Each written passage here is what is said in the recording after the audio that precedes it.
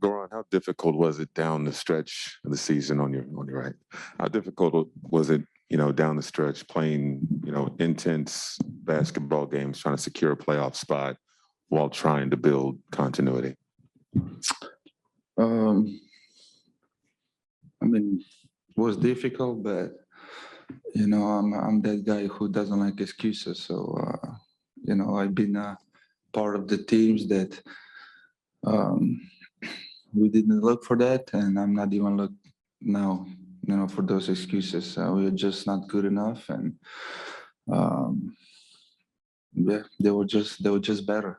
They swept us. I think so. The first game, was really winnable game for us, and from there on, maybe the series will go a different way. But on the end, they just dominate us, especially second chance points, rebounding, and just everything. So they deserve to win. So All losses in the postseason, hurt, but given the fact you were right there in game one, had a 17-point lead in game two, had opportunities here in Brooklyn, how wide was that margin for error that you guys had in the series? it depends how you look at it. If first game was a lot of turnovers, was not even forced turnovers. We just give them the ball, and when they go in transition, score easy baskets, and then Kai went off in that first game.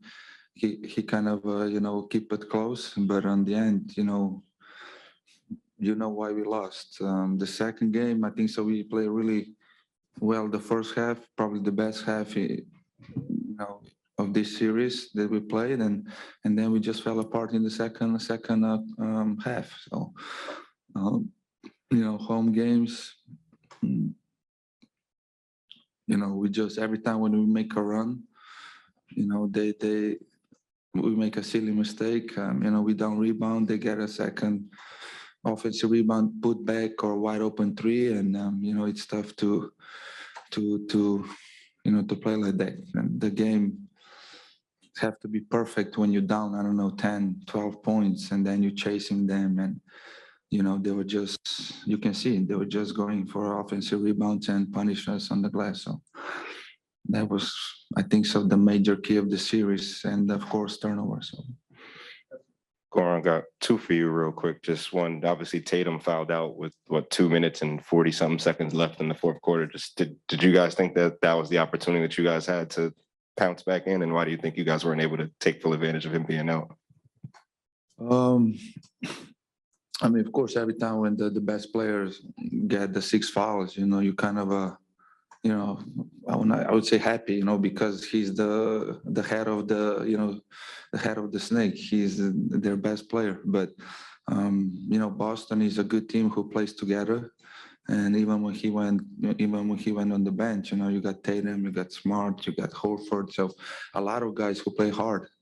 And I think so down the stretch, we just didn't get good quality shots, and they did. So.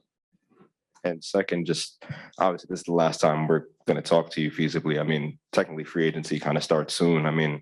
Do you see yourself maybe potentially staying here? Or are you like, what are your plans in a way? I don't know. It's tough to say right now. My head is still hot. I don't want to make any decision right now because, I'm sad, I'm pissed. And so I just need, some time to process this. But, I love basketball. I still want to play another 2-3 years. So we'll see what's going to happen. Goran, you said once this is the worst time of the year for you when you're out of the playoff. How do you bounce back from this, and what kind of advice do you have for your teammates? Now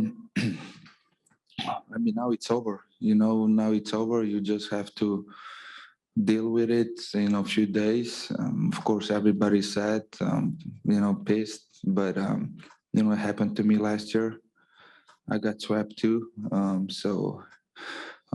You can take advantage of that as a challenge in off season and just try to have that in your mind, have that chip on your shoulder when you come back and, do that thing again. Because I do feel like, we have good enough players to go far. So. Goran, you were only here so long, but even still, there was. Here, Oh, I'm sorry. you're good. You were only here so long, but obviously there was still a lot that happened in the short time between Ben, the mandate stuff, et cetera. Just given the coaches you played for and everything, how do you think Steve handled everything that was thrown at him? And given your relationship with him, was there anything you learned about him that you didn't already know? You know, for us,